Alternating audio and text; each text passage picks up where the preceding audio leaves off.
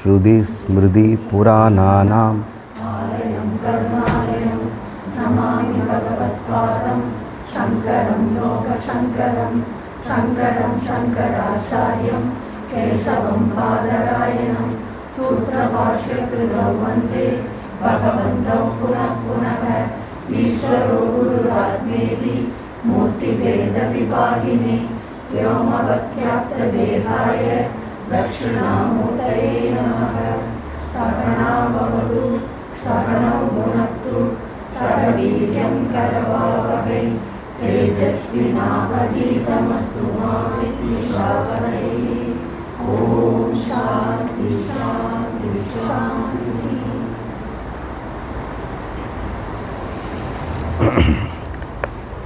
தேஜோபிந்து உபனிஷத் அப்படிங்கிற இந்த உபனிஷத் இன்றைக்கி பார்ப்போம். பிந்து உபனிஷத் அப்படின்னா 5 உபனிஷத்துகள் இருக்குது.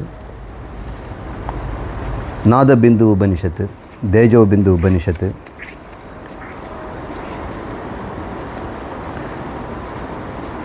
தியான பிந்து உபனிஷத் அப்படின்னு நிறைய இருக்குது. 5 இருக்குது.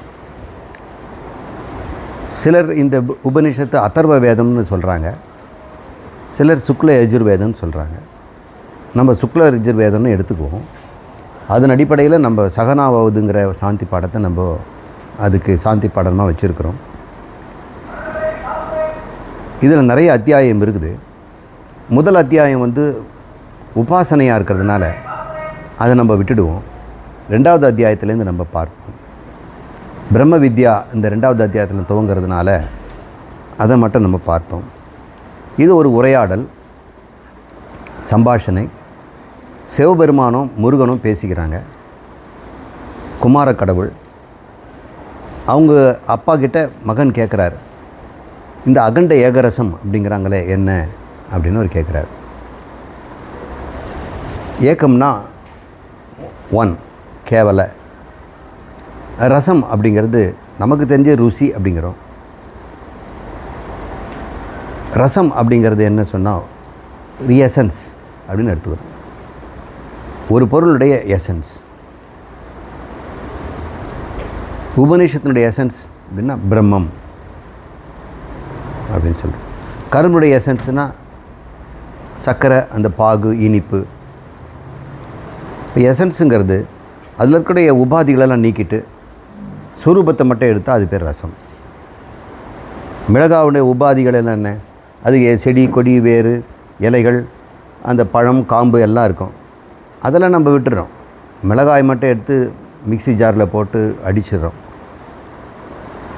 அதையும் கூட தாண்டி சில பேர் அந்த காரத்துக்கு உண்டான ஒரு பொருள் இருக்குல்ல, அதை பிரிக்கிறாங்க. பார்த்தா அது கலர்லெஸ், ரொம்ப ஒயிட் பவுடராக இருக்குது.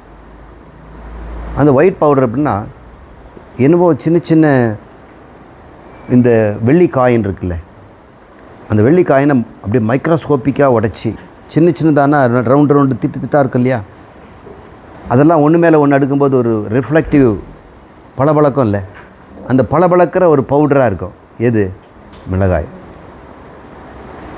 அது கேப்சியாசிக் ஆசிடுங்கிறாங்க, கேப்சிசின் அது பேர். அது ஒண்டர்ஃபுல் ட்ரக், பெயின் கில்லர். முன்னெல்லாம் மிளகாய் 10 அரைச்சி போடுவாங்க தலைவலி வந்தால். இப்போ அதே தான் மருந்தாக இப்போ பயன்படுத்துகிறாங்க. நரம்பில் பெயின் உண்டாக்கக்கூடிய இடத்துல இருக்கக்கூடியதை போய் இது அட்டாக் பண்ணுது. அந்த பெயினை ரிசீவ் பண்ணி மூளைக்கு அனுப்புறது நோசிசெப்டார் அப்படிங்கிற ஒரு நர்வ். அந்த டார்கெட்டில் நேராக படிக்கிறதுனால நீங்கள் நல்ல மிளகாய் போட்டு அரைக்கிறதுக்கு வேண்டியதில்லை. ஒரு சிட்டிக்கு எடுத்து சாப்பிட்டாலே போதும். ப்ளட்டில் போன உடனே பெயின் கில். ரசம் வந்துடுச்சு இல்லை? மிளகாய்ன்ற ரசம் எங்கே இருக்குது? பிடிச்சிட்டோம் இல்லை? கேப்சிசிக் ஆசிட். வாங்க வாங்க. இதில் தான் புஸ்தகம் எதாவது இருக்காமா? அப்புறம் பார்க்குறேன். உட்காருங்க. வலிக்கிறதுக்கு மேலே உட்காருங்க, கொஞ்சம் நேரம் மேலே உட்காருங்க.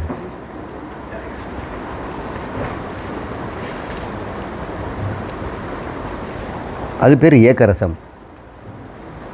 அதுக்கு மேலே அது பியூரிஃபை பண்ண முடியாது. அதில் கண்டாமினேஷனும் கிடையாது. No other second. அதை நாங்கள் பிரிக்கிறோம். குரோமாட்டோகிராஃபி அப்படின்ற ஒரு மெத்தடாலஜியில் மாலிகுல்ஸை செப்பரேட் பண்ணோம். Molecular separation. இப்போ அந்த மாலிகுலார் செப்பரேஷனை பயன்படுத்தி தான் டிஎன்ஏ ஃபிங்கர் பிரிண்டிங்லாம் பண்ணுறாங்க. ஒருத்தர் டிஎன்ஏல தனித்தனி ஜீன்ஸையும் பிரித்து கோடு கோடாக ஃபிங்கர் பிரிண்டிங் பார்க்குறாங்க. நீங்கள் சில ஃபோட்டோலாம் பார்த்தா இன்னும் ப்ளூ கலரில் கோடு மாதிரி தெரியும். அந்த ப்ளூ கலர் கோடு முழுக்க இருக்கிறதெல்லாம் ஒரு குறிப்பிட்ட மாலிக்யூல். ஆச்சரியமாக இருக்குது. ஒரு மாலிக்யூல் ஒரு மாலிக்யூலும் செப்பரேட் பண்ணுறோம். இப்போ நம்ம கேஸ் சிலிண்டரில் எடுத்துக்கிட்டோம்னா அதில் மிக்சர் ஆஃப் மாலிக்யூல்ஸாக இருக்குது. பியூட்டேன் அதில் நிறைய இருக்குது, பென்டேனும் இருக்குது, ஹெக்ஸேனும் கலந்துருது, கொஞ்சம் ஆக்டேனும் இருக்கும். இதெல்லாமே வாயு தான், நல்லா எரியக்கூடியது. பியூர் ஃபார்மில் வேணும் அப்படின்னும்போது ரசம் ஆகிடும். Pure oxygen, pure hydrogen, pure methane, அது எங்களுக்கு வேணும். கமர்ஷியல் பர்பஸுக்கு உங்களுக்கு மிக்சர் வந்தால் உங்களுக்கு ஒன்றும் பிரச்சனை இல்லை. ஏவியேஷன் பெட்ரோல் கொஞ்சம் நல்லா பியூரிஃபைடு, உங்கள் டீசல் வந்து நாட் பியூரிஃபைடு. இப்போ ஏகரசம் தானே, புரியுது உங்களுக்கு? இது எங்கே பார்த்தாலும் ஒரே மாதிரி இருக்கும். இங்கேயும் அங்கேயும் மேலேயும் கீழும் முன்னும் பின்னும் எங்கு பார்த்தாலும் ஒரே மாதிரி இருக்கும். நமக்கு தெரிஞ்சது இந்த ஆகாசம் தான். அது ஏகரசம், ஹோமோஜீனியஸ் அப்படின்னு பேர் இங்கிலீஷில். சரியான டிரான்ஸ்லேஷன். தமிழில் ஏகரசம்ங்கிறது ஏகரசம் தான் சமஸ்கிருதத்தில். இந்த ஏகரசம் அப்படிங்கிறது என்ன? அகண்ட ஏகரசம் அப்படின்னு சொல்கிறார். கண்டம்னா டிவைடட், பார்ட்டிஷன்டு, செக்ரிகேட்டட் அப்படின்னு அர்த்தம். பிளக்கப்பட்ட, பிரிக்கப்பட்ட, பகுக்கப்பட்ட, வகுக்கப்பட்ட, தனிப்படுத்தப்பட்ட, வேறுபடுத்தப்பட்ட அப்படின்னு அர்த்தம். அகண்டன்னா அவ்வாறு செய்யப்படாதது. அது ஏகரசமாக தான் இருக்கும். அந்த கேள்வி வந்து முருகர் வந்து அப்பா கிட்ட கேட்குறார். குமரன் சிவனிடம் கேட்டது அகண்ட ஏகரச சின்மாத்திர ஸ்வரூபத்தை உபதேசித்து அருங்கள். இப்போ என்னென்ன வார்த்தை சொல்கிறார் பாருங்கள். அத்தக சொல் குமாரக சிவம் பப்ரச்ச அகண்ட ஏகரச சின்மாத்திர ஸ்வரூபம் அனுப்ரூஹி இதி சகவாச பரமஹ சிவஹ. பரமசிவன் அப்படின்ற வார்த்தை இது சொல்லு. நம்ம பிரித்து பார்க்குறோம். பரமஹ சிவஹ, பரமசிவன். சக உவாச்ச, அவனுக்கு இவ்வாறு சொன்னார். சகங்கிறது குமாரன். ஆரம்பிக்கிறது எப்படி ஆரம்பிக்கிறது இந்த மந்திரம்? அத்தக, அதன் பிறகு அப்படின்னு அர்த்தம். அத்தனா அதுக்கு பிறகு, இனி, நவ், லெட் மீ அப்படின்னு ஏதாவது ஒன்று சொல்லி தானே ஆரம்பிக்கிறோம். சில பேர் இன்ஃபேக்ட் அப்படின்னு ஆரம்பிப்பாங்க, ஏன்னான்னு தெரியாது. ஒருத்தர் ஆக்சுவலி அப்படின்னு ஆரம்பிப்பார்.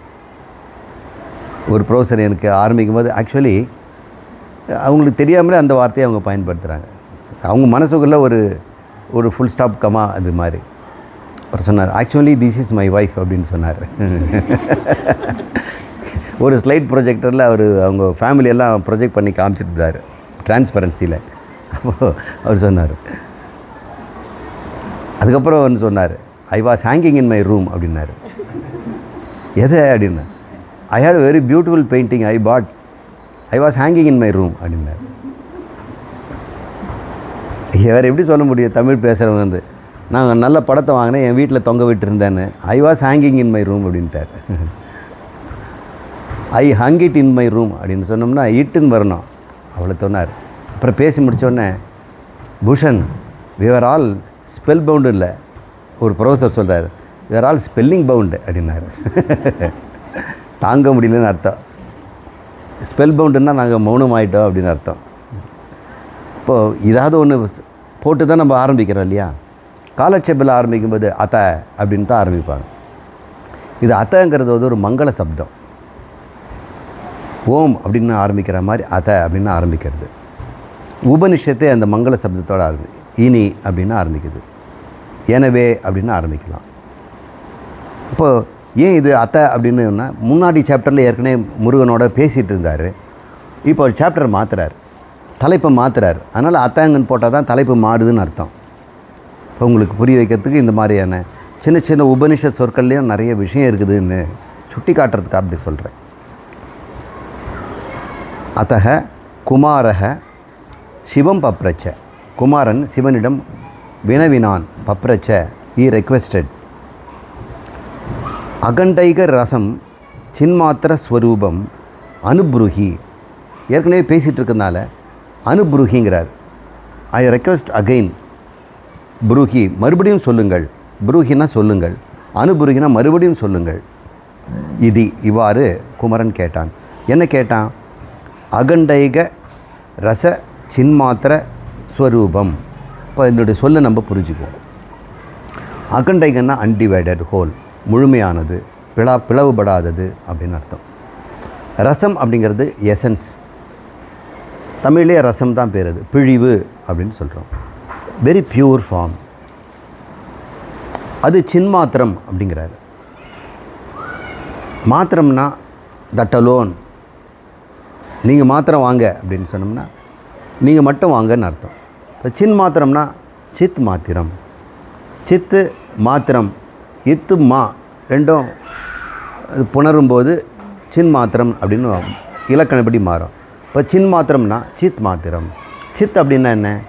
அறிவு சொரூபமானது, அறிவு மாத்திரம்தான் இருக்குது. அது அகண்ட ஏகரசம். இப்போ நம்ம எதை பற்றி பேசுகிறோம்? அகண்ட ஏகரசம் சின்மாத்திரம், அதுதான். அது ஸ்வரூபம். அதை ஸ்வரூபமாக கொண்ட பொருள் எதுன்னு கேட்குறார். கடவுள்கிட்ட கேட்குறார். ஒரு பொருள் இருக்குதுன்னு சொல்கிறாங்க, அது ஏகரசம், ஹோமோஜினஸ், நோ இன்டர்னல் பார்ட், அதுக்கு எக்ஸ்டர்னல் பார்ட்டும் கிடையாது, அது போல் இன்னொன்றும் கிடையாது, அதுக்கு வேறான இன்னொன்றும் கிடையாது. இந்த ஏகரசத்தில் அது வருது. சஜாதிய விஜாதிய ஸ்வகத பேதரகிதம். தன்னை போன்றொன்றும் தனக்குள் ஒன்றும் தனக்கு வேறாக ஒன்றும் இல்லாத ஒரு பொருள், அது அகண்ட இரண்டற்ற ஏகரசம், அத்விதீயம் அப்படின்னு ஒன்று இருக்குதுங்கிறாங்களே. அது சின்மாத்திர ஸ்வரூபங்கிறாங்களே. அதனுடைய ஸ்வரூபம் எப்படி இருக்கும்? இப்போ மிளகாயினுடைய ஸ்வரூபம்னா காரம் மாத்திரமாக இருக்குது அப்படின்னு சொல்கிறோம். வேறு எந்த டேஸ்ட்டும் அதில் இல்லை. சர்க்கரையில் ரசம் எடுத்துட்டோம்னா அது இனிப்பு மாத்திரமாக இருக்குது, புளியில் புளிப்பு மாத்திரமாக இருக்குது. இப்போ இதில் என்ன மாத்திரமாக இருக்குது? இந்த ஏகரசத்தில் என்ன? அது அறிவு மாத்திரமாக இருக்குது, சின் மாத்திரம். அது எதுன்னு கேட்குறார். அது எங்கே வாங்கலாம், எங்கே கிடைக்கும், அது வாங்கி என்ன பிரயோஜனம், இதெல்லாம் நமக்கு வருது. இப்போ இந்த கொஷினோட ஒரு கேள்வியை கேட்குறாரு. சக உவாச்ச பரமக சிவ. அவனுக்கு பரமசிவன் பதில் சொல்கிறார். அகண்டைக ரசம், அகண்டைக ரசம் திருஷ்யம், அகண்டைக ரசம் ஜகத்து, அகண்டைக ரசம் பாவம், அகண்டைக ரசம் ஸ்வயம், அகண்டைக ரசம் சர்வம் சின்மாத்திரமிதி பாவயேத். அப்போது அந்த பொருளுக்கு நிறைய விளக்கம் தரார். நமக்கு தெரிஞ்சதெல்லாம் சொல்கிறார், இதெல்லாம் இதுதான் அப்படின்னு. அகண்டைகரசம் திருஷ்யம் அப்படிங்கிறார்.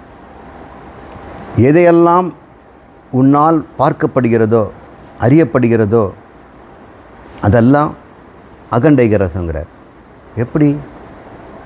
நான் பார்க்குறதோ விதவிதமாக இருக்குது. ஹோமோஜினஸுங்கிறாரே, அது ரசங்கிறாரே. இப்போ இந்த மந்திரத்தை நம்ம ஸ்கிப் பண்ணிட்டு போகவே முடியாது. முரண்பாடாக இருக்குது, ஒரு தோஷத்தோடு ஒரு சொல்கிற மாதிரி இருக்குது. திருஷ்யங்கிறது பார்க்கப்படுவது, எல்லா இடத்துலையும் இருக்கிறதெல்லாம் காண்பது. அப்படி தான் நம்ம படிச்சிருவோம். காண்பதெல்லாம் ஏகரசம் ஒன்று தான் அப்படின்னு அவர் சொல்கிறார்.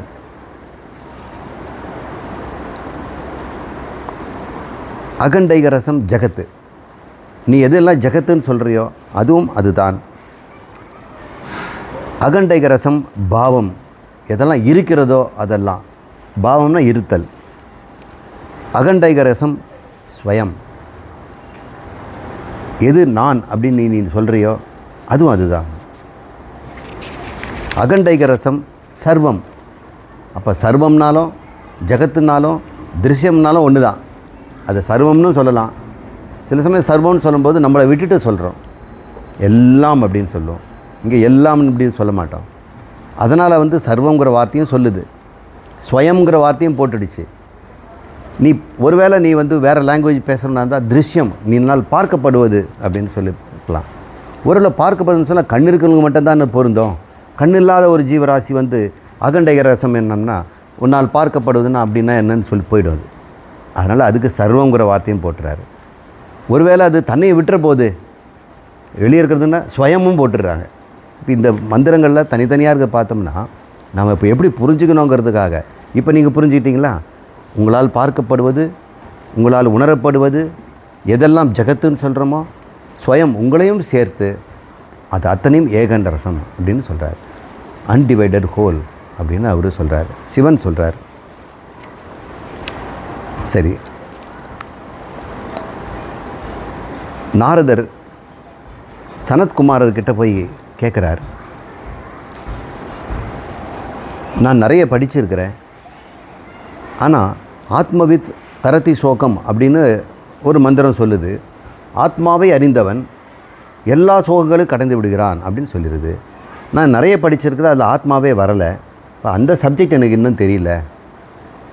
அதை தெரிஞ்சுட்டு தான் சோகம் போகும் போல் இருக்குது, அது தெரியாதனால எனக்கு சோகமாக இருக்குது அப்படின்னு வந்து சனத்குமாருக்கு நாரதர் கேட்குறாரு. சரி, நீ என்னென்ன படித்தேன்னு சொல்லும்போது அவர் நிறைய சொல்கிறார். ரிக், யஜுர், சாம, அதர்வணம், அப்புறம் வேதாங்கம், வேத உபாங்கங்கள், அதுக்கப்புறம் நிறைய சாஸ்திரங்கள் படிச்சிருக்கிறார். இப்போ நம்ம எத்தனை சாஸ்திரம் சொல்கிறோம்? ஜுவாலஜி அப்படின்றோம், பாட்டனிங்கிறோம், காஸ்மாலஜிங்கிறோம், அப்புறம் மெக்கானிக்கல் இன்ஜின், அத்தனையும் அவர் லிஸ்ட் போட்டுடுறாருங்க. அப்புறம் ரசவாதங்கள்லாம் சொல்கிறாரு, ஜோசியத்தை பற்றி சொல்கிறாரு, மனோவசியத்தை பற்றி சொல்கிறாரு. இதெல்லாம் நான் படித்து வச்சுருக்கேன் நாரதர் சொல்லியிருக்கிறாரு. ஆத்மா மட்டும் நான் படிக்கலை அப்படின்னு. அப்போ அவர் சொல்கிறாரு, ஆத்மாவுக்கு டெஃபினேஷன், யக அந்யத் பர்ச்சதி, யக அந்யத் ஸ்ருணோதி, யக அந்யத் விஜானாதி ததல்பம், யக அந்யத் ந தஷ்யதி ந ஸ்ருணோதி ந விஜானாதி தத் பூமா அப்படின்னு சொல்கிறார். எங்கே ஒருவன் இன்னொன்றை பார்க்கவில்லையோ, இன்னொன்றை கேட்கவில்லையோ, இன்னொன்றை அறியவில்லையோ அது பூமா. எவன் ஒருவன் இன்னொன்று இருக்கிறது என்று பார்க்கிறானோ, ஒன்று இருக்கிறது என்று அறிகிறானோ, இன்னொன்று இருக்கிறது கேட்கிறானோ, புலன்களாலோ மனசாலையோ அதை வந்து இன்னொன்று பார்த்துட்டான்னு சொன்னான், அது அல்பம் அப்படின்னு சொல்கிறார். அப்போ ரெண்டு வார்த்தையை சொல்கிறார், பூமா அல்பம். இதுக்கு பேர் பூம வித்யா அப்படின்னு சொல்லி அதுக்கு பேர். இந்த பூம வித்யாவில் இந்த பூமாங்கிற வார்த்தை எங்கன்னா பூஹு அப்படிங்கிற வார்த்தையில் வருது.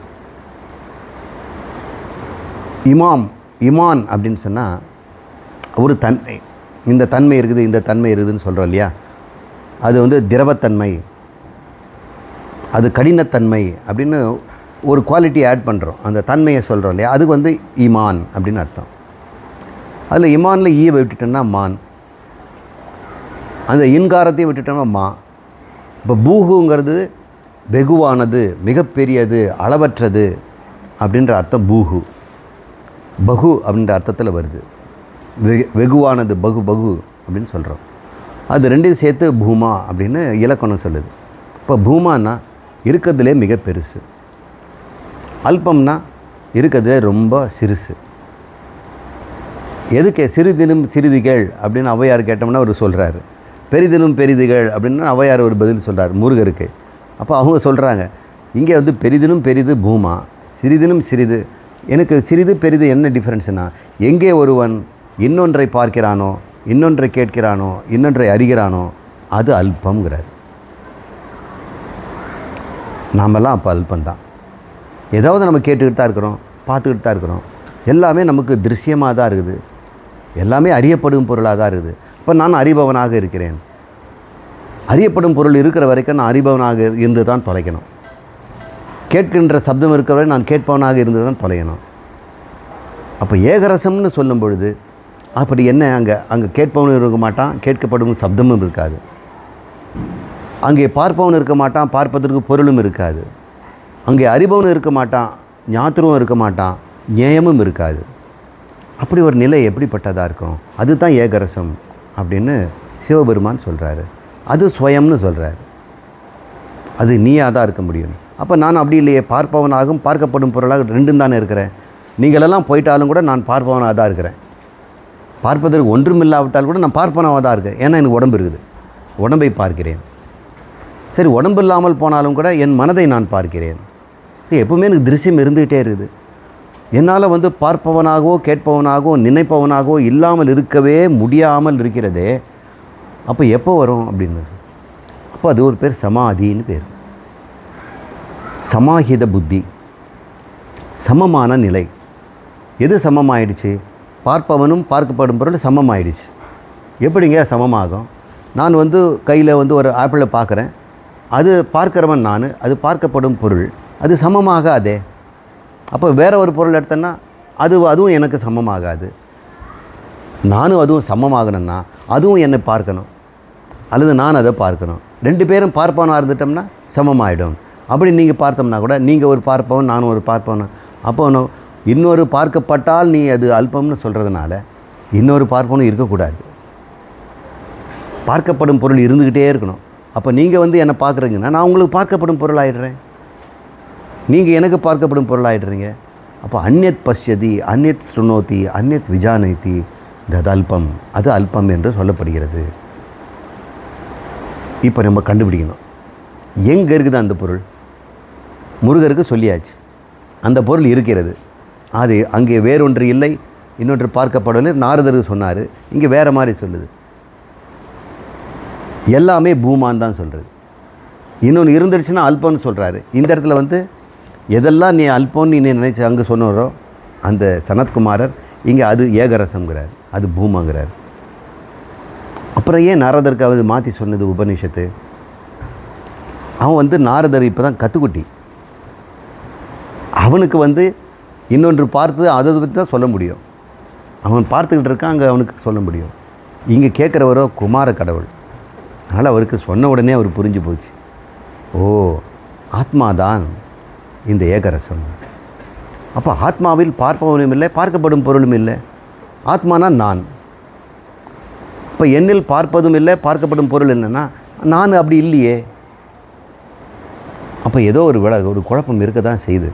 ஆத்மாவை நம்ம தப்பாக புரிஞ்சிட்ருக்குறோம். ஏதோ ஒன்று வந்து பார்ப்பதும் பார்க்கப்படும் பொருளாகவும் இருக்கின்ற ஒன்றை நான் ஆத்மான்னு நினச்சிக்கிட்டு இருக்கிறேன். உண்மையில் ஆத்மா அது இரண்டும் இல்லை. அறிபவனும் அறியப்படும் பொருளும் இல்லை, அந்த ஆத்மாவில் இல்லைன்னா. அப்போ என்கிட்ட ஆத்மா அப்படி இருக்கணும்னா நான் என்ன பண்ணணும்?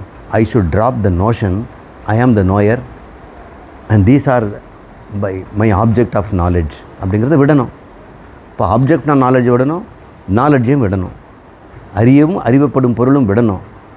எப்பயாவது விட முடியுதா நம்மளால்? ஆத்மாவை பிடிச்சிடலான்னு பார்க்கும்பொழுது இது ரெண்டும் வந்துடுதே. ஆத்மாவே எனக்கு இப்போ பார்க்கப்படும் பொருளாகிடுதே. நான் அதை பற்றி யோசிக்கும் பொழுதே அது என்னால் அறியப்படும் பொருளாகிடுதே. அப்போ நான் அல்பம் ஆயிடுறேனே. அப்போ ஆத்மாவை நம்ம யோசிக்கக்கூடாது, ஆத்மாவை பற்றி சிந்திக்கவும் கூடாது. அப்போ என்ன தான் பண்ணுறது? ஆத்மான்னு ஒத்துக்க வேண்டியதுதான். அது ரொம்ப சுலபமாச்சு சார். அதுதான் மனசு ஒத்துக்கவே மாட்டேங்குது. அறிவு சொன்னாலும் மனசை ஒத்துக்க மாட்டேங்குது. அறிவு பிலீவ் பண்ணுது ஆத்மாதான், ஆனாலும் உணர்வு எப்பொழுதுமே அதை உணர துடிக்குது. இப்படி இந்த மந்திரம் இப்படி போகுது. அடுத்து என்னன்னு சொல்கிறார் பார்ப்போம். அவ்வாறு இருக்கிறத அதுதான் சின்மாத்திரம், இது பாவையேத், அதை நீ சின்மாத்திரம் என்று புரிந்து கொள், எல்லாமே சின்மாத்திரம் என்று தெரிந்து கொள். நமக்கு வந்து இப்போது இந்த பாடம் படிக்கும் பொழுது நான் சொல்கிறேன் உங்களை கூப்பிட்டு, எது இந்த ஏகரசம்னு நான் கேட்டேங்க, அது சின்மாத்திரம் தாமா, எங்கே காட்டுங்க அப்படின்னு நான் கேட்குறேன். நான் உங்களுக்கு என்ன சொல்கிறேன், இப்போது இந்த ஆப்பிள் பழங்களெல்லாம் சின்மாத்திரம், நான் சின்மாத்திரம். இங்கே பார்க்கின்ற மேகம், கூட்டங்கள், அங்கே இருக்கக்கூடிய மலை எல்லாம் சின்மாத்திரம், உன்னுடைய சரீரம் சின்மாத்திரம் அப்படின்னு சொல்கிறேன். இப்போ சின்மாத்திரம்னா என்னது? அறிவு மாத்திரம் அப்படின்னு நம்ம புரிஞ்சுக்கிறோம். ஏன் அது பலவாக இருந்து கூட அது ஒரு பொருள்னு சொல்கிறோம்? பலதை பார்த்துக்கிட்டே இது ஒன்றுன்னு சொன்னால் எப்படி? ஒருத்தர் சொல்கிறாரு, இங்கே இருக்கிற பாருங்கள், இது வந்து இந்த பொம்மை, இது அந்த பொம்மை, இந்த அந்த பொம்மை அப்படின்னு அந்த கடையில் இருக்கிற பொம்மைக்கெல்லாம் பேர் வைக்கிறது. அந்த குழந்தை சொல்லுது, இது டைனோசார் பொம்மை. இங்கே பார் வந்து டக்கு, டக்லிங், இதில் ஆங்கிரி பேர்ட், இது அப்படின்னு பேர் வச்சுக்கிட்டே இருக்குது. அப்போ ஒருத்தர் சொல்கிறாரு இன்னொருத்தர் கூப்பிட்டு, இது எல்லாம் கிளே கிளே கிளே கிளே கிளேன்னு சொல்கிறாரு. அது மாதிரி தான் இது சொல்லுது. திருஷ்யமெல்லாம் ஏகரசம்னு சொல்கிறாரு. அப்போ என்ன மீனிங்கில் சொல்கிறாருன்னு புரிஞ்சுக்கிட்டீங்களா? நாமரூபத்தை பார்த்தோம்னு சொன்னால் அங்கே அநேகம் இருக்கிறது. ஆனால் ஆத்மாவை பார்த்தோம்னா அது ஏகமாக தான் இருக்குது. அங்கே கடையில் இருக்கக்கூடிய அத்தனை பொம்மையுமே எய்தர் பிளாஸ்டிக் ஆர் கிளே, மண் தான் இருக்குது. அந்த அர்த்தத்தை நம்ம புரிஞ்சுக்கணும். இப்போ மண்ணை பார்க்கவும் முடியுது, நாமரூபத்தையும் பார்க்க முடியுது. நாமரூபங்கிறது அந்த உருவங்களுக்கு கொடுக்குற பெயர்கள் தான். இப்போ ஏகரசத்தை நீங்கள் கண்டுபிடிக்கணும்னா என்ன பண்ணணும்? இந்த எக்ஸாம்பிளை நீங்கள் பயன்படுத்தி பாருங்கள். யூ மஸ்ட் ட்ராப் நாமரூபம். நாமரூபத்தை எங்கே ட்ராப் பண்ணுறது? அந்த பொம்மையிலேருந்து ட்ராப் பண்ண முடியுமா? பொம்மையிலேருந்து நாமரூபத்தை எடுனா ரூபத்தை எடுக்க வேண்டியிருக்கும், நாமத்தை எடுக்க வேண்டியிருக்கும். நாமரூபம் இங்கே தான் உண்டாகுது. அங்கே எப்பவுமே கிளே தான் இருக்குது. நீ தான் கிளே மேலே நாமரூபத்தை சூப்பர் இம்போஸ் பண்ணுற. நாமரூபம் ஜெனரேட் பண்ணுற இடம் இங்கே. அதே கிளேவில் இருக்கக்கூடிய அந்த பொம்மையை நீங்கள் உங்களுக்கு பேர் தெரியறதுனாலே, ரூபம் உங்களுக்கு கண்ணில் படுறதுனாலையும் அதுக்கு பேர் வச்சுருக்கிறீங்க. ஒருவேளை உங்களுக்கு ரூபம் பண்ண தெரியலன்னா, நீங்களுக்கு கண் இல்லைன்னு வைங்க, தொட்டு பார்க்குறீங்க, நீங்கள் என்ன சொல்லுவீங்க? கிளே அப்படின்னு தானே சொல்வீங்க. இப்போ நாமரூபம் எங்கே வருது? அந்த கிளேயில் இருக்குதா, உங்ககிட்ட இருக்குதா? நம்மக்கிட்ட தானே இருக்குது. அதான் அந்த உபநிஷத் சொல்லுது, வாச்சாரம்பணம் நாமதேயம் விகாரம். வாச்சாரம்பணம் விகாரம் நாமதேயம். எல்லாமே உன்னுடைய மைண்ட்லேருந்து தான் வருது, பேச்சளவில் தான் இருக்குது. இதெல்லாம் பேசிகிட்டு இருக்கிறாங்க. இந்த பொம்மை, அந்த பொம்மை, அந்த கொலுக்கு போனேன், அந்த மாமி வீட்டில் என்னென்ன பொம்மை நான் பார்த்தேன் அப்படின்லாம் சொல்கிறாங்க. எல்லாம் வாட்சில் தான் இருக்குது. அங்கே உண்மையில் இருக்கிற ஒரு பொருள் கிளே மட்டும்தான் இருக்குது. அப்போ பன்மைங்கிறது எங்கே இருக்குது? பன்மைங்கிறது எங்கே இருக்குது? ரியாலிட்டியில் இல்லை, உங்கள் மைண்டில் தான் இருக்குது. நாமரூபம் இங்கே தான் ஜெனரேட் ஆகுது. இப்போ நாமரூபத்தை விடணுன்னா நீங்கள் வெளியே போயிட்டு ஏகரசத்தை தேடுறீங்க. நீ தான் ஏகரசம். நீ ஏன் அப்படி ஸ்ப்ளிட் ஆகிட்ட? ஏன் நீ பலவாயிட்ட? நாமரூபங்கள். நான் உங்ககிட்ட அளவில் நீங்கள் பாருங்கள், எல்லாத்துக்கும் பேர் வைக்கிறது தானே. நீங்கள் பேர் வைக்கிறத விட்டுட்டுங்களேன். குழந்தையாக இருக்கும்போது எத்தனை பேர் வச்சிங்க? அம்மான்ற ஒரு பேர் தான் நீங்கள் முதல்ல வச்சிங்க. அப்புறம் உங்களுக்கு எல்லாத்துக்கும் ஒரே சவுண்டு தான் வந்து ஊ ஊ. குழந்தை பேச ஆரம்பிச்சிட்டான். என்ன பேர் கொடுக்குறா? எல்லாரும் பார்த்தா ஊ தான் சொல்கிறான், எல்லாரும் அம்மான்னு சொல்கிறான். அப்புறம் நிறைய நாமரூபங்கள்லாம் வருது. அப்போது அதே உலகத்தை தான் பார்த்தான், ஒரு நாமரூபம் சொன்னான். இன்றைக்கி அநேக நாமரூபங்களை சொல்கிறான்.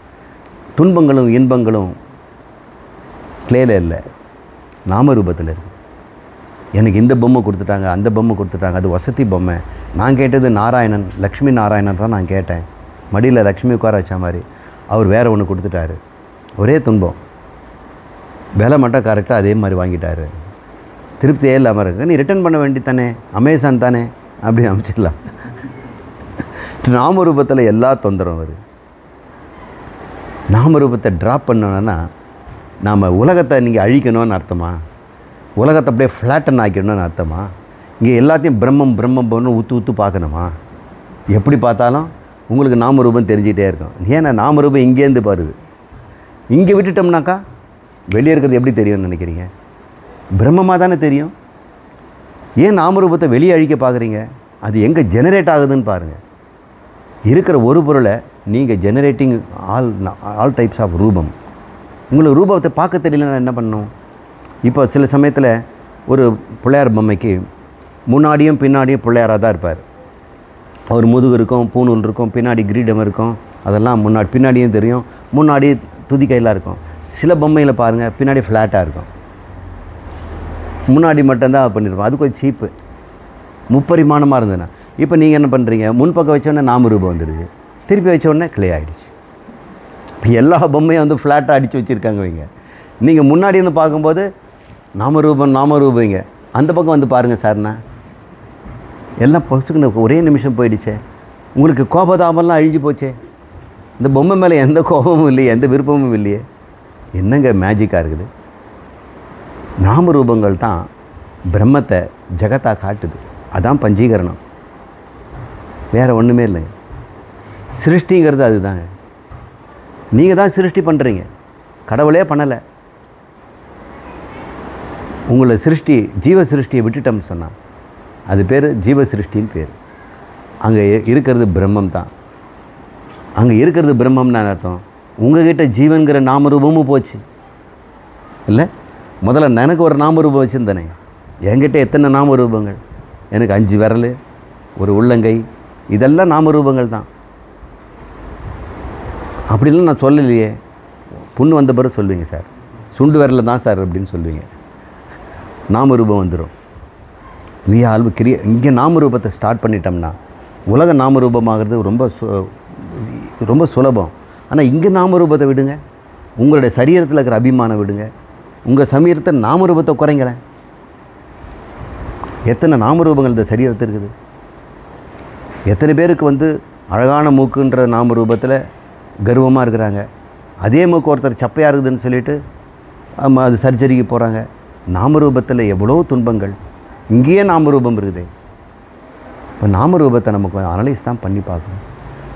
அது அனலைஸ் பண்ணி பார்க்கும்போது தெரியும், பிரம்மத்தின் மீது தான் நாமரூபத்தை நம்ம சுமத்துறோம். இப்போ நாமரூபத்தை சுமத்துறது தான் பிராதிபாசிகம், சூப்பர் இம்போஷன், அத்தியாசம் அப்படின்னு பேர். இப்போ பிரமை போயிடுச்சு, நாமரூபங்கள் குறைஞ்சி போச்சு. எப்படி நாமரூபத்தை குறைக்கிறது? Pure knowledge can also remove. But நிறைய பேருக்கு முடியலை.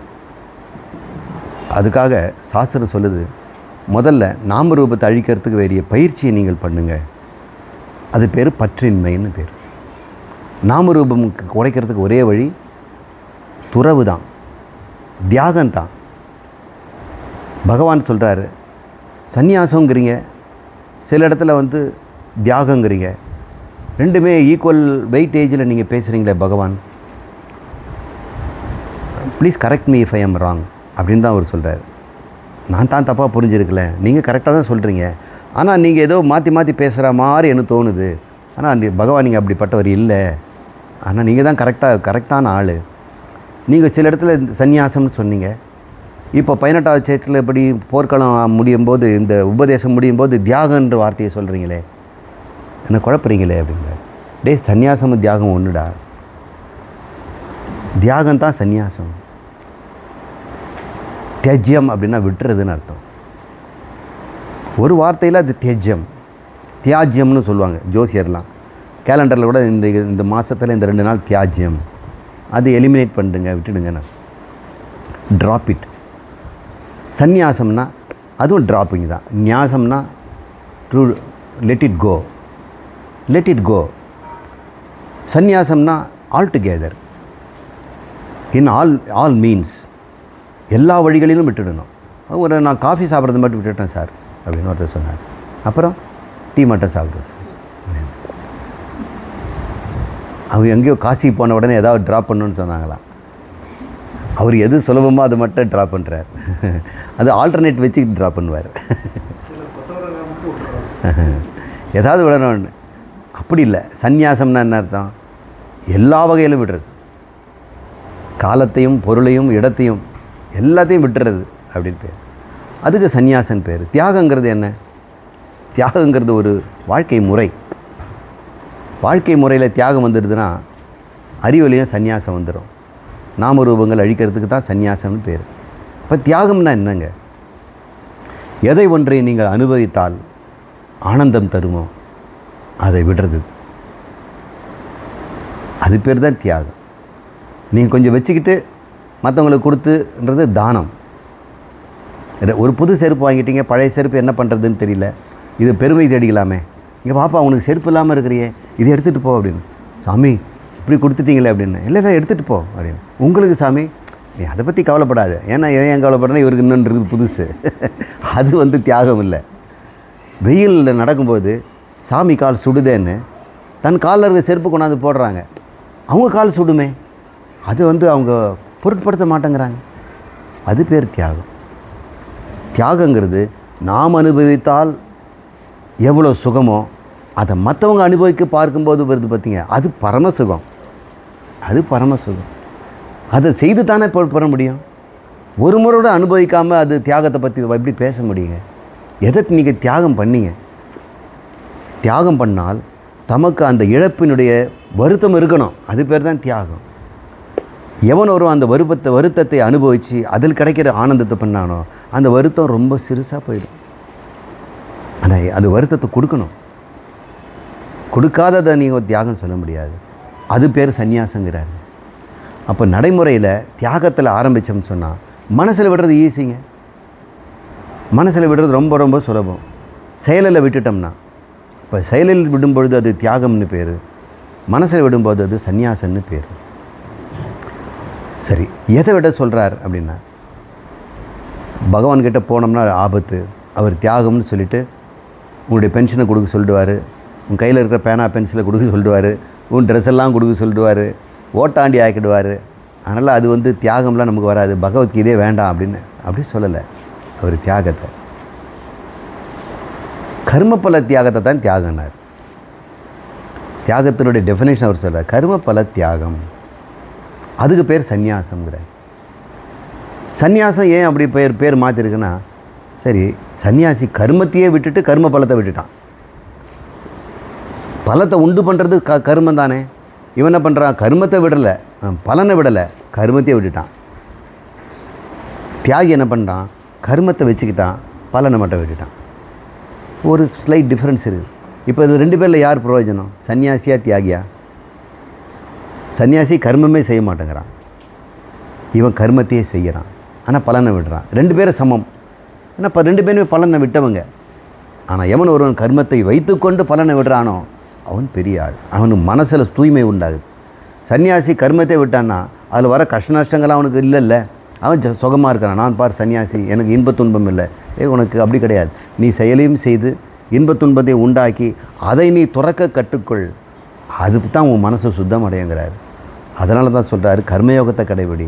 அப்போ தியாகங்கிறது என்ன, கர்மயோகம். கர்மயோகம் என்பது என்ன, கர்மத்திலேயே பலனை அனுபவித்து விடுதல். பலனை எதிர்பார்க்காமல் கர்மமே எனக்கு பலன் தருதுங்க.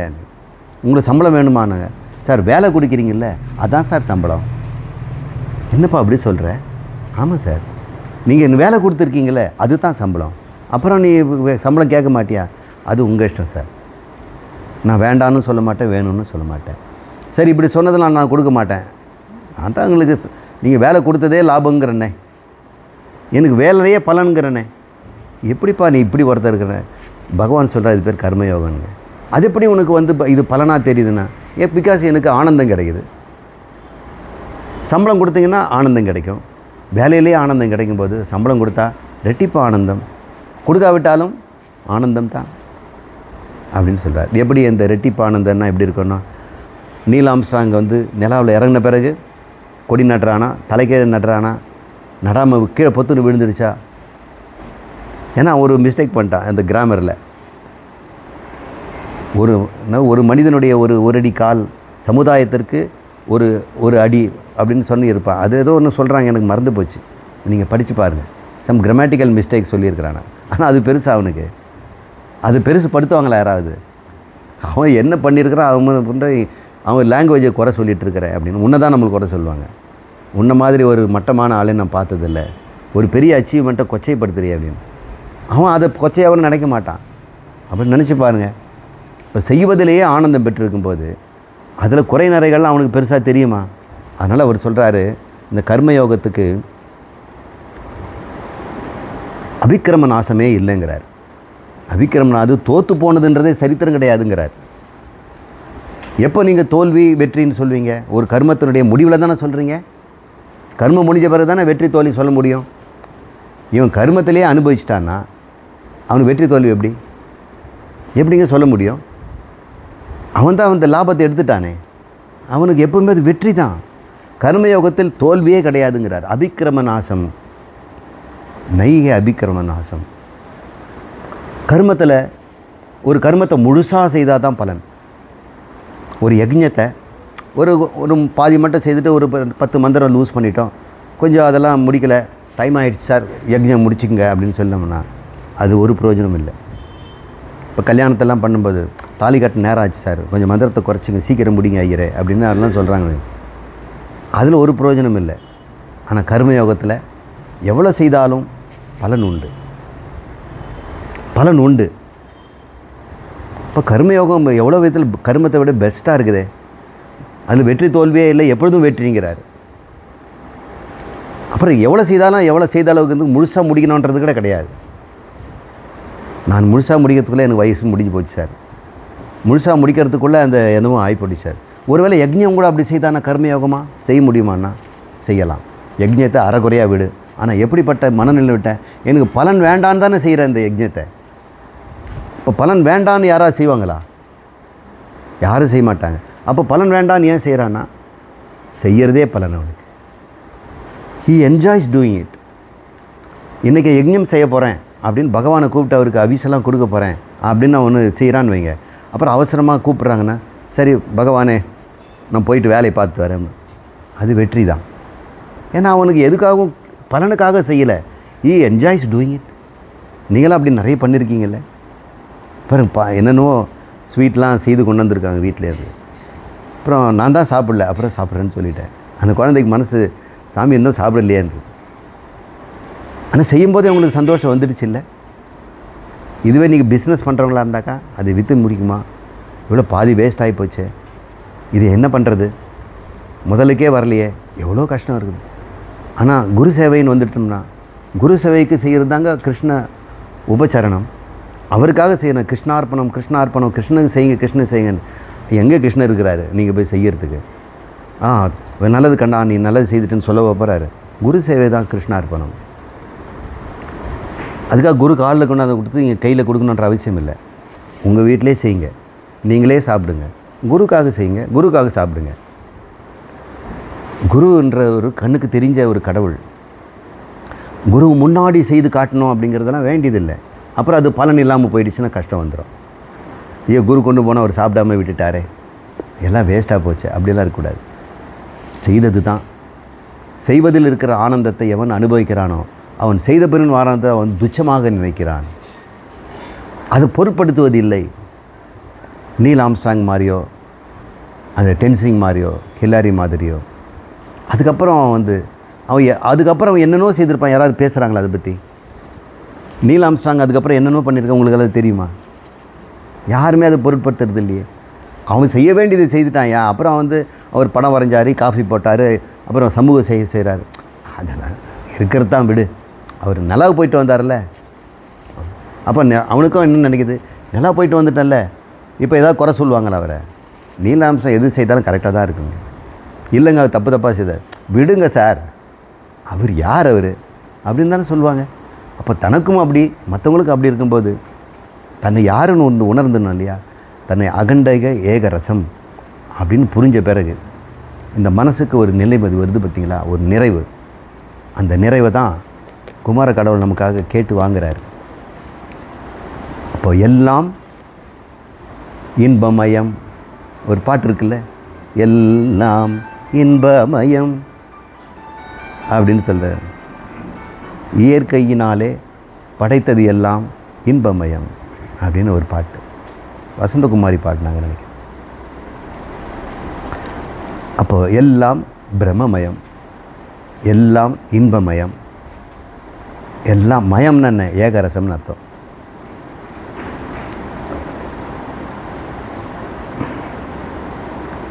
அப்புறம் தொடர்றார், சின்மாத்திரம் ஏவ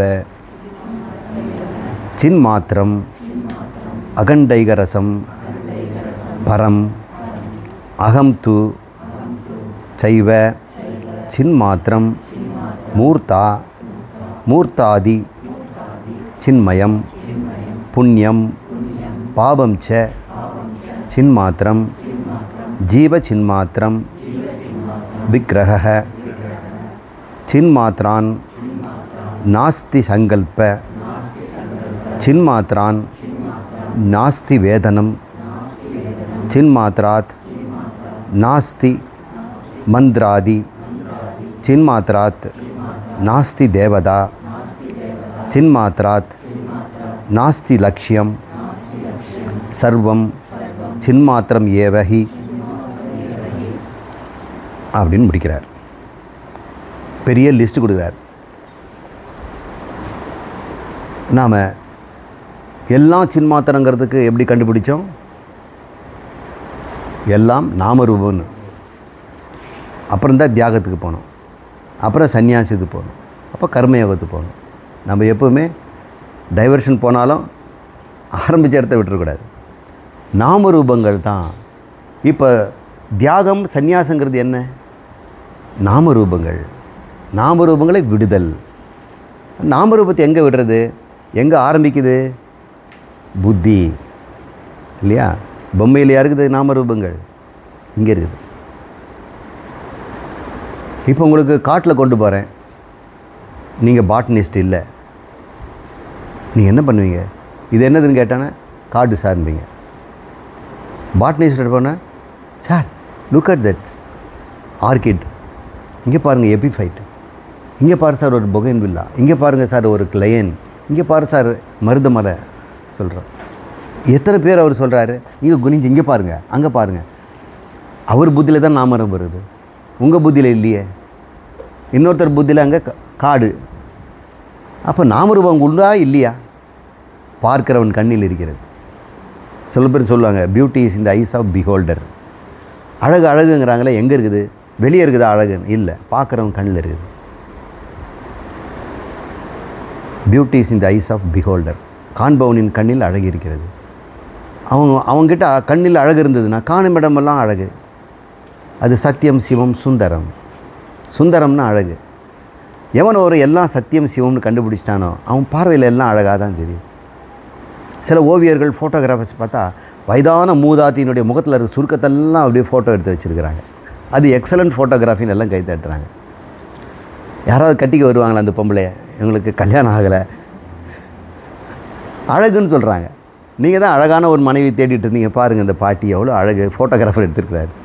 அவன் கண்ணில் அழகு தெரிஞ்சுது, உன் கண்ணில் தெரியுது. உங்கள்கிட்ட கிழவியே தான் தெரியுதா? ஃபோட்டோகிராஃபர் கண்ணில் அழகு தெரியுது. அப்புறம் ஃபோட்டோகிராஃபர் கல்யாணம் பண்ணிக்குவாருன்னா இல்லை அழகை நான் கல்யாணம் பண்ணிக்க மாட்டேன், ரசிப்பேன். கல்யாணம்னு வந்துடுச்சுன்னா அது வேறு விஷயம். அது அழகுங்கிறது எங்கே வேணா இருக்குதுங்க. உடைஞ்ச மாட மாளிகைகள், அந்த செவரெல்லாம் நாசமாகி விழுந்து காரையெல்லாம் கொட்டி செங்கல் தெரியுது. அங்கே சின்ன வேப்ப மரமோ புளிய ஒரு ஆலமரமோ வேர் விட்டு அது இப்போ வளரலாமா, இடம் கிடைக்குமா அப்படின்னு யோசனை பண்ணிகிட்டு இருக்குது. அந்த இடத்த ஒருத்தர் நின்று ஃபோட்டோ எடுக்கிறாருங்க, வெயிட் பண்ணுறார். ஈவினிங் டிம் ஆகிட்ட லைட், இவ்வளோ பிரைட் லைட் வேண்டாம், ஷட்டர் ஸ்பீடு 400 வச்சுக்கலாம், இல்லை 200 தான் கரெக்டாக இருக்கும், அப்பர்ச்சர் 5.6 தான் இதை கிளாரிட்டி கொடுக்கும் அப்படின்னு வெயிட் பண்ணிகிட்டு இருக்கிறார். நல்லா ஓவர் காஸ்ட் ஆன உடனே கடகடன்னு ஃபோட்டோ எடுக்கிறார். என்னையா இவ்வளோ கால்குலேட் பண்ணி இவ்வளோ நேரம் வெயிட் பண்ணுறாருன்னு அந்த குட்டி சவரை ஃபோட்டோ எடுக்கிறாருங்க. அவர் கண்ணில் ஒரு அழகு அதில் இருக்குது பார்க்குறோம். அதை பார்க்குறவங்கெல்லாம் அழகை ரசிக்கிறாங்க. அப்போ அழகுங்கிறது ஒரு நாமரூபமற்ற நிலை, அது ஒரு உணர்வுங்க. இங்கே நாமரூபம் அழிஞ்சு போச்சு, அழகு மட்டும்தான் தெரியும். கிழவி, குமரன், அழகு, குழந்தை, கண்ணுக்குட்டி, புல், காஞ்ச சருகு, புதுசாக தளிர் விட்டுருக்கிற புது தளிர், எல்லாம் அழகு அழகு அழகு. ஏதோ ஒரு பாட்டு எல்லாம் அழகுன்னு ஒரு பொண்ணு உன்னிகிருஷ்ணனுடைய மக பாடியிருக்கிறார். அந்த சின்ன குழந்தையில் அந்த பொண்ணு பாடுது அழகு அழகு. யாரும் ரசிக்கவில்லையே, நிலா காய்கிறது, தினம் தேய்கிறது, யாரும் ரசிக்கவில்லையே. இப்போ கண்ணில் இல்லை, நாமரூபம் இல்லை. அப்போ பிரம்மங்கிற நாமரூபத்தை வச்சுக்கிட்டு இது எல்லாத்தையும் அழிச்சிடணும். அது எப்படி சார் அழிக்கிறது அப்படின்னு. ஒரு பொருள் நாமரூபம் எப்போ எடுக்குது? உங்களுக்கு பயன் இருக்கும்போது தானே. இங்கே நிறைய பொருள் இருக்குது, அதில் உங்கள் வேண்டிய பொருள் எதுவுமே இல்லை, ஆனால் ஒரு பொருள் மட்டும்தான் இருக்குது. இன்னொரு குழந்தைக்கு வேண்டிய பொருள் 4 இருக்குதுன்னு வைங்க. அங்கே இருக்கிற பொருளில் நாமரூபம் எது மட்டும் இருக்கும் அந்த குழந்தைக்கு?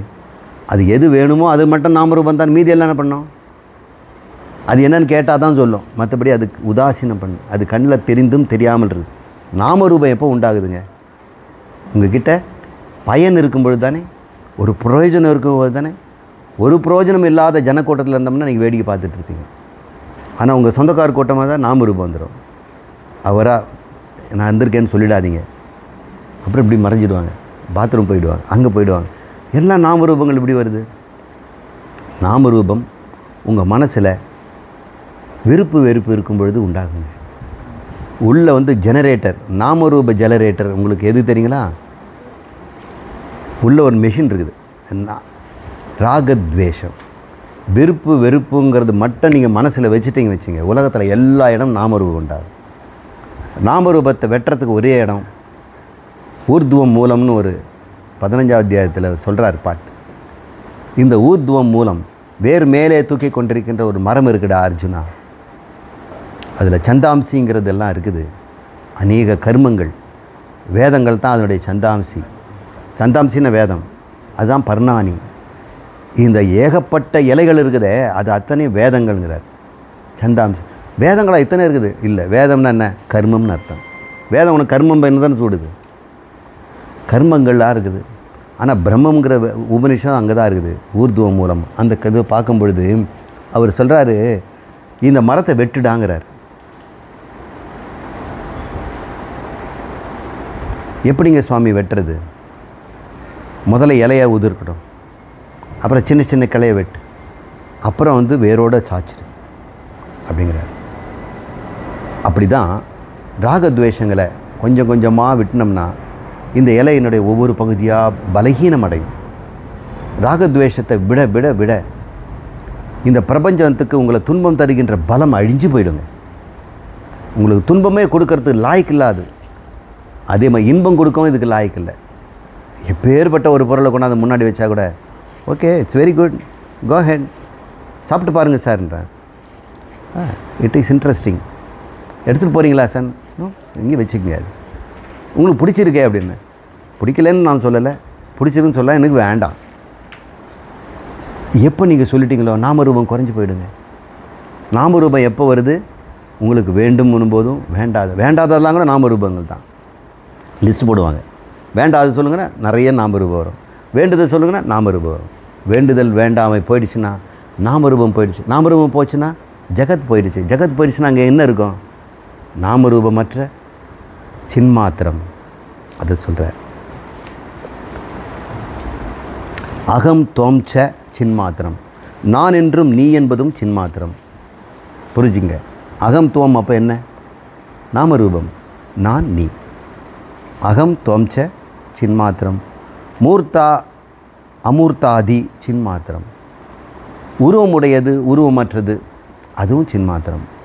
இந்த வாயுவும் காற்றும் ஆகாயமும் அமூர்த்தம், அக்னி நீர் நிலம் மூர்த்தம். இந்த பிரபஞ்சத்தில் இருக்க அத்தனையுமே மூர்த்தம் அமூர்த்தமாக தான் இருக்குது. உருவமற்றதும் உருவமற்றதும் அருவாரு. இப்போ உடம்பு ரூபம், உங்களுடைய மனம் அமூர்த்தம் தானே. அப்போது அமூர்த்தம் மூர்த்தம்னு எத்தனை உள்ள அடக்கலாம் தெரியுங்களா? பார்த்தா இப்போ தெரியுது, உருவமற்றது உருவமற்றது. அப்போ நம்ம பஞ்சபூதத்தில் உருவமற்றதுன்னு சொல்கிறோம். இல்லை, நம்மக்கிட்டேயே உருவமுடைய புத்தியும் இருக்குது, உருவமற்ற உணர்வும் இருக்குது. உணர்வுக்கு ரூபம் இல்லைங்க. கோபத்துக்கெல்லாம் என்ன உருவம் இருக்குது, ஆனால் புத்திக்கு உருவம் இருக்குதுல்ல, அது நாமரூபம் நிரம்பி இருக்குதுல்ல. அத்தனையும் சின்மாத்திரம் தான் சொல்கிறார். நாமரூபங்கள் விட்டால் புண்ணியம் பாபம் சின்மாத்திரம். ஒருத்தருக்கு இந்த பிரபஞ்சத்தை பற்றி சின்மாத்திரம்லாம் அவனுக்கு புரிஞ்சுக்கல. அவனுக்கு ஒரே கஷ்டம், நம்ம பாவியாக இருக்கிறவனே, நம்ம புண்ணியம் எதுவும் இல்லையே. புண்ணியம் செய்தவருக்கு கண்ணெதிரில் தெரிவான், கூவி அழைத்தால் குமரன். ஒரு பாட்டு. புண்ணியம் செய்தவருக்கு கண்ணெதிரில் தெரிவான்னு சொல்கிறாங்களே, நான் ஒரு புண்ணியம் செய்யலையே அப்படின்னு மாணிக்கவாசர் அழுது பாடுறார். ஒரு புண்ணியம் செய்யாதவனாக இருக்கிறனே, எப்படி நீ சேர்த்துக்குவே? புண்ணியம் செய்தவங்களாம் அந்த கோயிலுக்குள்ளே போகிறாங்களே, பாவி என்ன உள்ளே சேர்த்துக்குவியா? நாடகத்தால் உன் அடியார் போல் நான் நடுவே புகுந்து ஊடகத்தே புகுந்திடுவான் எண்ணுகின்றேன். எப்படியாவது நான் வேஷம் போட்டுக்கிட்டாவது, நெத்தி விபூதி போட்டுக்கிட்டு, பூணூலை போட்டுக்கிட்டு, இடுப்பில் துணி கட்டிக்கிட்டு உள்ளே வந்துட்டுமா சாமி, அப்பயாவது விட்டுடுவியா? பாபம் புண்ணியமும் கூட நாமரூபம் தான் சொல்கிறார். பாபம் புண்ணியம் சின்மாத்திரம். நீ அது பிரம்மன் தாண்டா. பாபமும் புண்ணியம் லேபல் தான், லேபல். நீ எது இப்போ பாவம்னு சொல்கிறியோ அது புண்ணியம்னு சொல்கிறான் ஒருத்தன், அவன் லேபிள் வேறு. ஒருத்தன் கோழியெல்லாம் வெட்டிகிட்டு இருக்கிறான், பாபி பாபி பாபி இப்படி வெட்டுறானே. அப்புறம் ஆடு வெட்டுறான், அவனாவது பரவாயில்ல, கோழி வெட்டுறான், இவன் ஆடே வெட்டுறான், பாவம் வாயில்லா ஜீவன் அப்படின்னு. இவன் சண்டாளன், இவன் நரகத்துக்கு தான் போவான். இல்லை, அவன் பாவமும் செய்யலை புண்ணியமும் செய்யலை, அவன் நாமரூபத்தை தான் வெட்டுறான். உண்மையில் அவன் நாமரூபத்தை வெட்டுறான். கோழிங்கிறது ஒரு நாமரூபம், ஆடுங்கிறது ஒரு நாமரூபம். என்னங்க இப்படி சொல்கிறீங்க? அவனை போய் கேட்குறாங்க, ஏன் அது மாதிரி வெட்டுறேன்? நான் எங்கே வெட்டுறேன்? வாங்கிறதுக்கு வராங்க, அவங்களுக்கு வெட்டி கொடுக்க சொல்கிறாங்க, நான் வெட்டி கொடுக்குறேன். முழுசாக எடுத்துகிட்டு போனால் போகட்டும், நான் என்ன வேண்டான்னு சொல்கிறேன். முழுசாக கொடுக்கறதுன்னா முழுசாக கொடுத்தாலும் தப்புங்கிறீங்க, வெட்டி கொடுத்தாலும் தப்புங்கிறீங்க. சாப்பிட்றது தப்பா, வெட்டுறது தப்பா? வெட்டுறது எப்படிங்க பாவமாக இருக்கும்? வாங்கிறதுக்கு ஆள் இருக்கும்போது தானே வெட்டுறான். நீ ஏன் நீ இதை வெட்டுற அப்படின்னு சொன்னால், நீங்கள் பாம்பு கொண்டாந்து கொடுங்க, வெட்டி தரேன். ஐயோ பாம்பெல்லாம் எங்களால் முடியாது, அப்போ இருக்குது இல்லை அப்படின்னு சொல்லி அவன் வெட்டுவதும் பாபமும் புண்ணியமும் எங்கேருந்து உண்டாகுது? சின்மாத்திரம் தானே, நாமரூபம் தானே. இதை பாபம்னு லேபிள் பண்ணுறோம், வெட்டுறவாது வந்து புண்ணியம்னு லேபிள் பண்ணுறான். எப்படி சார் அவன் புண்ணியம்னு பண்ணுறான்? சார் பசித்தவனுக்கு நான் வெட்டி கொடுக்குறேன், வெட்ட முடியாதவங்களுக்கு நான் வெட்டி கொடுக்குறேன்ல, அவ்வளோதானே சார் பண்ணுறேன் நான். நீங்கள் பூனையை கொண்டாந்து வெட்டி சொன்னால் பூனையை வெட்டி தரேன், நாயை கொண்டாந்து வெட்டி தரேன், காக்காவை வெட்டி தரேன் என்ற வேலை வெட்டியான். வெட்டுதல் என்னுடைய வேலை அப்படி. இந்த வேலை நீ செய்யாதப்பா அப்படின்னு. எனக்கு இது ஒரு வேலையாகவே தெரியல. நான் இதை வந்து மக்களுக்கு சேவையாக நான் செய்கிறேன். ஒருவேளை உன்னை கொண்டு போய் ட்ரான்ஸ்ஃபர் பண்ணி ஒரு அக்ரகாரத்தில் போட்டேன் நீங்கள், அப்போ என்ன பண்ண சார்? மண் வெட்டி எடுத்து மண்ணை வெட்டுறேன் சார். அப்போ வெட்டுறது தான் செய்வியா சார்? வெட்டுறது எனக்கு தெரிஞ்ச வேலை, அதை தான் செய்கிறேன். அதையும் வேண்டாங்கிறீங்களே. நீங்கள் தான் சொல்கிறீங்க நாமரூபம், மண்ணை வெட்டுறேங்கிற, ஆடு வெட்டுறேங்கிற. பாவம் புண்ணியம் சின்மாத்திரங்கிறார், அதுவும் பிரம்மன் தாங்கிறார். நாமம் கெடும் அப்படின்னு சொல்கிறார்.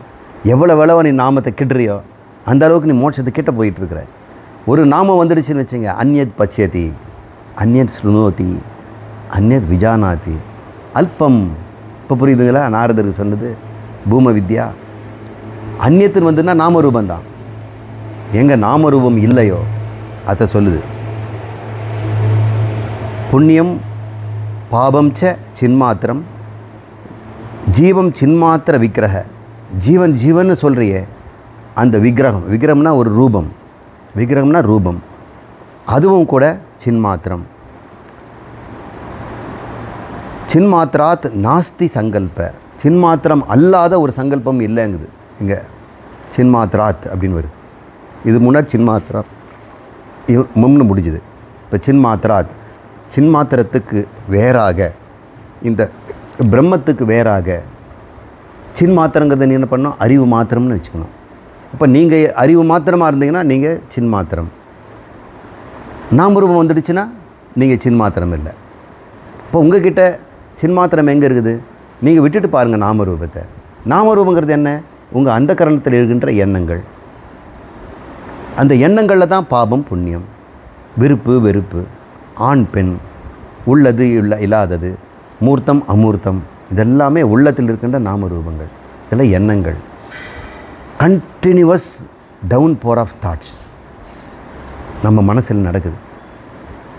அந்த மனசில் என்ன டவுன் போர் ஓடிக்கிட்டு இருக்குதோ, பிரவாகமாக அருவி மாதிரி எண்ணங்கள் கொட்டிக்கிட்டே இருக்குது, அது அவனுடைய வாழ்க்கையாக ஆகிடுது. அவன் ஏன் அழுதுகிட்டே இருக்கிறான்? உள்ளே திறந்து பாருங்கள் மண்டையை. டவுன் போர் ஆஃப் சோகம், ஏதோ ஒரு லாஸ், தொடர்ச்சின்மை. அவன் ஏன் சார் ஆனந்தமாக இருக்கிறான்? அவன் முகம் அவ்வளோ கிளர்ச்சியாக இருக்குது. அவன் மண்டையை திறந்து பாருங்கள், உள்ள ஒரு downpour of torrents of thoughts. வெளியே தெரியறதெல்லாம் நம்முடைய ஒழுக்கங்களும் இன்ப துன்பங்களும் பாவமும் புண்ணியங்களும் கெட்டவன் நல்லவன் எல்லாமே உள்ளத்துக்குள்ளே இது கண்டினியூவஸ் பிரவாகம், தொடர்ந்து எழுகின்ற எண்ணத்தினுடைய தொடர்ச்சி தானே. அத்தனையும் நாமரூபம் தானே. ஒவ்வொரு எண்ணமும் ஒரு ஸ்மால் பிட் ஆஃப் நாமா, அதுக்கு ஒரு ரூபம் வெளியே இருக்குது. ரூபம் இருந்தால் நாமம் வந்துடும். ரெண்டு same, one and the same. எண்ணங்கள் எல்லாம் நாமம். அவர் சகஸ்ரநாமம் பண்ணிகிட்ருக்கார் சார், ஓகே. அவருடைய எண்ணங்களெல்லாம் என்ன? பிரம்மம். பிரம்மத்துக்கு அத்தனை பேர் கொடுத்துருக்குறாங்க, 1000 பேர் கொடுத்துருக்குறாங்க. அதில் விஷ்ணுன்னு ஒரு பேர், ருத்ரன் ஒரு பேர். இவங்க 2 பேர் சண்டை பிடிச்சி, உன் சாமி ஏன் சாமி. அங்கே சகஸ்ரநாமத்தில் எல்லாம் ஒன்றா இருக்குது. அங்கே ஆம்பளை பொம்பளையும் இல்லை, அத்தனையும் நாமா. இப்போ நாமத்தை நீங்கள் விடக்கூட வேண்டாம். எந்த நாமத்தை வச்சுக்கிறீங்கிறது பாருங்கள். அவர் சொல்கிறாரு, சின்மாத்திராத் நாஸ்தி சங்கல்ப, சின்மாத்திராத் நாஸ்தி வேதனம், சின்மாத்திராத் நாஸ்தி மந்திராதி, சின்மாத்திராத் நாதி தேவதா. இப்போ சின்மாத்திரத்தை விட்டு, அதாவது எண்ணங்களாம் நீங்கி இருக்கின்ற நிலையில் நீங்கள் யார் என்று பாருங்கள். எண்ணங்களை எப்படி நீக்கிறது? அதுக்கு ஒரு சின்ன பயிற்சி தானே, தியானம் பண்ணுறது தானே. இப்போ எண்ணங்கிறத பலவிதமான எண்ணங்கள்னால் ட்ராப் பண்ணுறது கஷ்டம். ட்ராப் பண்ணுறங்கிறது எண்ணமும் ஒரு எண்ணமாக போயிடும். நான் எண்ணங்களை விடணும் அப்படிங்கிற ஒரு எண்ணமும் ஒரு எண்ணமாகிடுது. அப்புறம் விட்டுட்டேனா அப்படின்னு யோசிக்கிறீங்க, அது ஒரு எண்ணமாகிடுது. ஓ, இப்படி நடுவில் விட்டதுன்னு பார்த்துருக்கக்கூடாது, நான் விட்டுட்டேன் பார் அப்படின்னு பார்த்துட்டு விட்டுட்டேன் பார் அப்படின்னு பார்த்தது கூட ஒரு எண்ணமாகிடும். இது பெரிய கஷ்டமாக இருக்கே, எண்ணத்தை விடுறது கஷ்டமாக இருக்கே. அந்த முயற்சியே அந்த எண்ணங்களாகிடுது. முயற்சி இல்லாமல் விடணும். அப்போ தான் அந்த எண்ணமற்ற சின்மாத்திரம் உங்களுக்கு தெரியும், நீங்கள் தான். அதுக்கு ஜப மந்திரம், ஜப தியானம் தேவை. இப்போ எண்ணங்களெல்லாம் பலவாறாக இருந்ததுனா தான் ட்ராப் பண்ணுறது கஷ்டம். அப்போ ட்ராப்பிங் தாட்டு, ஹோல்டிங் தாட் அப்படின்னு 2 தாட்டு ஆல்டர்னேட்டாக வந்துகிட்டே இருக்கும். இந்த போராட்டம் நிற்கணுன்னா முதல்ல எண்ணங்களை ஒரு சீராக்கிடுவோம், அப்புறம் வேறு வெட்டிடலாம் அப்படின்னு சொல்கிறோம். இப்போ ராம ராம ராம ராம ஜெயராம ஸ்ரீராம ஜெய ஜெய ராம ஓம், ஸ்ரீராம ஜெயராம ஜெய ஜெய ராம ஓம் இப்படின்னு போயிட்டே இருக்கிறீங்க. அப்புறம் இதில் கூட நிறைய இருக்குது. நம்ம அது கூட அந்த ஜாதியை குறைச்சிடுவோம், ஒரே ஜாதி ஆக்கிடுவோம். ஓம் ஓம் ஓம், இப்போ ஒரு ஜாதி ஆயிடுச்சு. அப்போது சஜாதிய விருத்தி பிரவாகம் அப்படின்னு தானே சொல்கிறார் தியானம். தியானங்கிறது என்ன? சஜாதிய விருத்தி பிரவாகம், விஜாதிய விருத்தி நாசனம், நிரோதனம், அதை நிறுக்கணும். அப்போது தியானத்துக்கு வந்துட்டீங்க. இப்போ சமாதி ரொம்ப பக்கம். சமாதி தானே அந்த சின்மாத்திரம், அதுதானே துரியம் அப்படின்னு சொன்னீங்க. அந்த துரியத்தை நீங்கள் அனுபவிக்கணும் அப்படின்னா நாமரூபங்களை விடுறதுக்கு அநேக நாமரூபங்களுக்கு ஒரு நாமரூபம் வந்துடும், ஓம் ஓம். இப்போ ஓம் என்று சொல்லி நிறுத்தி அடுத்த ஓம் வரும் வரை எந்த எண்ணமும் இல்லை. அப்போ சின்மாத்திரம் இருக்கிறது. அந்த சின்மாத்திரம் தான் ஓமுக்கு ஆதாரம். அந்த ஓம் எங்கேருந்து வந்தது? நீங்கள் கொஞ்சம் அந்த தியானத்தில் நினச்சி பாருங்கள். அட, எங்கிட்டேருந்து தானே ஓம் வந்தது. அப்போ நான் தானே சின்மாத்திரம். இப்போ சின்மாத்திரம் இல்லாமல் ஓம் தனியாக நிற்குமா? சார் ஓமெல்லாம் கொஞ்சம் கட்டி இங்கே இந்த பாட்டிலில் போட்டு கொடுங்க சார் அப்படின்னு போட முடியுமா? அது சின்மாத்திரத்தை சித்தோடு தான் அது எப்பவுமே இருக்கும். இப்போ நீங்கள் ஒரு ஜாங்கிரியோ அல்லது ஏதோ ஒன்று வாயில் போட்டு சாப்பிட்றீங்க வச்சு, ஒரு ஸ்வீட் வருது வச்சுங்க. அப்போ சின்ன இருந்தால் தானே, சித்து இருந்தால் தானே அது ஸ்வீட் தெரியும். யாருக்கு அந்த ஸ்வீட் தெரிஞ்சுது? சித்துக்கு தானே. அப்போ ஒவ்வொரு அனுபவத்துலையும் சித்து இருக்குதா இல்லையா? பிரதிபோதம் விதித்தம் மதம். பிரதிபோதம், ஒவ்வொரு அறிவிலும் அந்த சைதன்யம் இருந்து கொண்டு தான் இருக்குது. எதை அறிந்தாலும் சைதன்யம் தீண்டாமல் இல்லை. தீட்டுன்னு சொல்கிறீங்க. ஒவ்வொரு எண்ணத்திலையும் தீட்டு, அது தீண்டாமல் இருக்க முடியாது. அந்த சைதன்யம் தீண்டதுன்னா அந்த பொருளுக்கே இருப்பு இல்லை, அஸ்தித்துவமே இல்லை. அப்போ எல்லா பொருளுக்கும் அஸ்தித்துவம் தர்றது எது? சைதன்யம் தானே. சூரியன் இருக்குது அப்படின்னு சொன்ன உடனே சூரியனுடைய எண்ணம் என்கிட்ட வந்து அதை என் சைதன்யம் தீண்டி இருக்குதுன்னு டிக்ளேர் பண்ணாமல் அங்கே சூரியன் இருக்குதா? சரி, நீங்கள் டிக்ளேர் பண்ணால் கூட அங்கே இருக்கும் சார் அப்படின்னா, உன் நினைவில் இருக்கிறதுனால அங்கே இருக்குதுன்னு நீ கண்ணை மூடிட்டு இருக்கிற. உன் நினைவில் இருக்குது. அப்போ சூரியன் நினைவிலும் இருந்தாகணும். நினைவிலே இல்லாத ஒரு பொருள் நீங்கள் பார்க்குற வரைக்கும் இல்லை தானே. நினைவில் வந்த பிறகு அது எல்லா வெளியில கூட இருக்கும் நீங்கள் சொல்லிடுவீங்க. நினைவுக்கே வராத ஒரு பொருள் இந்த பூமியில் இருக்குது, நீங்கள் பார்க்காத வரைக்கும் அது இல்லை.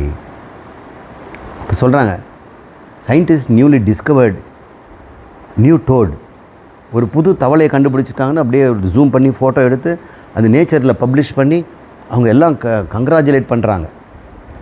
இது வரைக்கும் யார் எண்ணத்திலும் இல்லை, இப்போ இருக்குது. அப்போ அந்த தவளை என்ன புதுசாக இப்போ சிருஷ்டி ஆச்சா? தவளை இனங்கள் தோன்றி எத்தனை கோடி வருஷம் ஆகுது. அது வரைக்கும் அது இல்லைன்னு தான் நீங்கள் சொல்லிகிட்டு இருந்தீங்க. இல்லைன்னு சொல்லவும் இல்லை, இருக்குதுன்னு சொல்லலை. உங்களுக்கு அது இல்லை. நாஸ்தி. சின்மாத்திரத்தில் வந்த பிறகு அஸ்தி.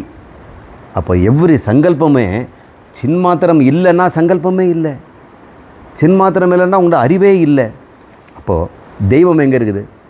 தெய்வம்னு அந்த தெய்வமே கை கட்டி உங்கள் சின்மாத்திரத்துக்கிட்ட வந்து நிற்குது. என்னை ப்ளீஸ் பார்த்துக்க, நான் இருக்கிறேன் ப்ளீஸ் அப்படின்னு அவங்க அட்டென்ஷன் கொடுத்துட்டே இருக்கிறாங்க. ஈஸ்வரனே உன் அட்டென்ஷனுக்கு கிராப் பண்ணுறதுக்கு பார்த்துட்ருக்காரு. என்னைக்காவது கோயிலுக்கு வந்து எனக்கு கவனிப்பானோ அப்படின்னு. உன் சின்மாத்திரம் படலைனாக்கா அந்த தெய்வத்துக்கு கூட இருப்பு இல்லை, சங்கல்பத்துக்கு இல்லை, வேதத்துக்கு இல்லை, மந்திரத்துக்கு இல்லை அப்படின்னு. சின்மாத்திராத் நாஸ்தி சங்கல்ப, சின்மாத்திராத் நாஸ்தி வேதனம், சின்மாத்திராத் நாஸ்தி மந்திராதி. வேதத்துக்கும் இல்லை, வேதனம்ங்கிறது 2 அர்த்தம். வேதம்ங்கிறது எடுத்துக்கலாம், உன் மனதில் இருக்கக்கூடிய ஒரு சோகம், கஷ்டம், இன்பம்ங்கிறது வேதனங்கிறோம். வேதனை எல்லாமே சொல்லலாம். ஒரு வேதனையாக இருக்குதுன்றத துன்பத்துக்கு மட்டும் இல்லை, இன்ப வேதனைன்னு இருக்குது இல்லை, அதுவும் வேதனம் தான். வேதனம்னா வெட்டி போடுறதுன்னு கூட அர்த்தம். பல இடத்துல, இந்த இடத்துல நம்ம வந்து மனதில் உணர்கின்ற உணர்வுகள், எந்த உணர்வுகள், இன்ப வேதனமோ அல்லது துன்ப வேதனமோ சின்மாத்திரம் இல்லாமல் இருக்காது. இதில் இந்த சித்து இல்லாததுனால இதுக்கு வேதனம் இல்லை, இதுக்கு மந்திரம் இல்லை, இதுக்கு தேவதை இல்லை. இந்த சூரியன் இருக்குதான்னு இந்த துணி கிட்ட கேளுங்க, சூரியன் இருக்குதான்னு தலையும் ஆட்டாது, இல்லைன்னு சொல்லாது. இதுக்கு வேதனம் இல்லை, சின் மாத்திரம். இது சின் இல்லையே, இதில் சத் மாத்திரம் தான் இருக்குது. பிரம்மத்தினுடைய சத் மாத்திரம், இதில் சித் மாத்திரம் இல்லை. சித்து இதில் சத்தாக இருக்குது. அப்போ சின் மாத்திரம் எங்கே இருக்குதோ அங்கே தான் இதெல்லாம் இருக்க முடியும். அப்போ எது அன்வயம், எது வெத்திரேகம்னு பாருங்கள், எது இன்வேரியபிள், எது வேரியபிள்னு பாருங்கள். நாமரூபமெல்லாம் வேரியபிள். அப்போ இன்வேரியபிளாக இருக்கிறது சின்மாத்திரம். இன்வேரியபிள் எப்பவுமே இருக்கும். Variable because they are variation, they will disappear and appear, disappear and appear. It will disappear in one form and appear in another form, disappear in another form, it will appear in another form. Same thing, appearance and disappearance எதுக்கு இருக்குதோ அது நாமரூபம். எது இந்த appearance and disappearance சஸ்டினன்ஸ் கொடுக்குதோ, எது சப்ஸ்ட்ரேட்டமாக இருக்குதோ, எது ஆதாரமாக இருக்குதோ அதுதான் இந்த சின்மாத்திரம். இப்போ பாருங்கள், நீங்கள் இருக்கிறதுனால தானே இந்த உலகம் இருக்குது. சத்தியமாக சொல்லுங்கள், நம்பி சொல்லுங்கள், நீங்கள் இருக்கிறதுனால தான் நான் இருக்கிறேன். உங்கள் சின் மாத்திரம் தானே எல்லாத்தையும் தாங்கி பிடிக்குது. எல்லாத்துக்கும் அது தானே பிரெத் தாங்குது. அதுதான் தாரயதி, அதுதான் தாரணி, அதுதான் தாரணின்னு பேர் வச்சுருக்காங்க. எல்லாத்தையும் தாங்குது. பா சொல்ல முடியல. சின்மாத்திராத் நாஸ்தி மந்திராதி. எந்த மந்திரங்களுக்கும் ஒரு வேலையே இல்லை. மந்திரம் மந்திரம், வேதம் வேதங்கிறாங்களே. உன்னை நீ இல்லாமல் அந்த வெந்திரத்துக்கு நாமரூபம் கொடுக்குறவன் இல்லாமல் அது எங்கே இருக்குது? சின்மாத்திராத் நாஸ்தி தேவதா, சின்மாத்திராத் நாஸ்தி லட்சியம். லட்சியம்னு சொல்கிறதெல்லாம் எதுவுமே இல்லை. சர்வம் சின்மாத்திரம் ஏவகி. எனவே எல்லாம் சின்மாத்திரம் என்று தெரிந்து கொள். இந்த மந்திரத்தை இந்த மாதிரி சொல்லி கொடுத்தாதான் இதனுடைய அர்த்தம் நியாயம். இல்லைன்னா இது வேர்தனோட மீனிங் மட்டும் நம்ம படித்தா ஒரு பர்சன் கிடையாது. இங்கே எங்கேயுமே நாமரூபங்கிற வார்த்தையே இல்லை. So we have to bring out extra information, கொண்டு வந்து இதை வந்து விளங்க வைக்கணும். நீங்களும் இதே மாதிரி விளங்க செய்யுங்க. யாருக்கும் எதுவும் விளக்கணுன்னாலும் அவங்க சொல்லுக்குள்ளே இருக்கிற ஆதார உண்மையை பார்க்கணும். தாத்பரியத்தை கண்டுபிடிக்கணும்னா சில நுவான்சஸ் நமக்கு தேவைப்படுது. நீங்களாம் இதை கண்டுபிடிங்க. எதிர்காலத்தில் நீங்களும் இதெல்லாம் சொல்லிக் கொடுக்கணுன்னா அந்த ட்ரிக்கு தானாக உங்களுக்கு வந்துடும். ஏன்னா நீங்கள் கன்வே பண்ணுறது என்னன்னு உங்களுக்கு தோணுச்சுன்னா கன்வேயன்ஸ் ஈஸி ஆகிடும். இங்கே என்ன கன்வே பண்ண வருது? சின்மாத்திரம், சின்மாத்திரம் ஏகரசம் தானே. ஏகரசத்தை புரிஞ்சுக்கிட்டு அதை உணர்ந்துட்டோம்னா சொல்லிக் கொடுக்குறது ஈஸி தான். ஏன்னா நீங்கள் எப்படி புரிஞ்சுக்கிட்டேன்னு தெரிஞ்சுக்கிட்டீங்களே. இந்த அபயம் வீட்டுக்கு எப்படி வரணும் ரூட்டை கண்டுபிடிச்சிட்டிங்க இல்லையா? 3 times 4 times பண்ணீங்க. அதுக்கப்புறம் விடுங்க சார் நானே வந்துடுறேங்கிறீங்க இல்லையா? அப்போது நீங்கள் விடுபட்ட வழி என்னன்னு தெரிஞ்சிருச்சா? நீங்கள் சுவாதந்திரியமாகிய பிரம்மம், முமுக்ஷு, மோட்சத்தில் இருக்கிற ஜீவன் முக்தன் அப்படின்னு உங்களுக்கு தெரிஞ்சு போச்சா? எப்படி அடிச்சிங்கன்னு கண்டுபிடிச்சிங்க வழியை? ஈஸியாக மற்றவங்க சொல்லலாமே. யார் வேணால் அந்த வழியை கண்டுபிடிக்கலாம். எனக்கு இந்த வழி கஷ்டமாக இருக்குது சார், வா இன்னொரு வழி சொல்கிறேன். எனக்கு அந்த வழி வேண்டாம் சார், இன்னொரு வழி இருக்குது, வா. எல்லா வழியும் உங்களுக்கு தெரிஞ்சிடுச்சு. எந்த வழியில் வேணால் வரலாம். நாம ரூபத்துலேருந்து வரலாம், சிருஷ்டிலேருந்து வரலாம், எப்படி வேணால் கொண்டு போகலாம். அந்த ட்ரிக்ஸை நீங்கள் கண்டுபிடிச்சிட்டிங்கன்னா உங்களுக்கும் நல்லது. நீங்கள் நான்லாம் எதுக்குன்னு சொல்லிக் கொடுக்க மாட்டேன் சார், யாருக்கெல்லாம் நான் உபதேசம்லாம் பண்ண மாட்டேன், யாருக்கும் வழிகாட்ட முடியாது, அந்த அளவுக்கு எனக்கு தெரியாது. உங்களுக்கு வழிகாட்டிக்குங்க, நீங்கள் புரிஞ்சுக்குங்க. இதுக்கு மேலே இந்த உபநிஷத்தை நான் தொடரக்கூட வேண்டியதில்லை, முடிஞ்சு போச்சு உபதேசம். இன்னும் 2-3 சாப்டர் இருக்குது, அடுத்த வாரம் பார்க்கலாம். மத்தியம அதிகாரிகள் போகணுமா உத்தம அதிகாரிகள்?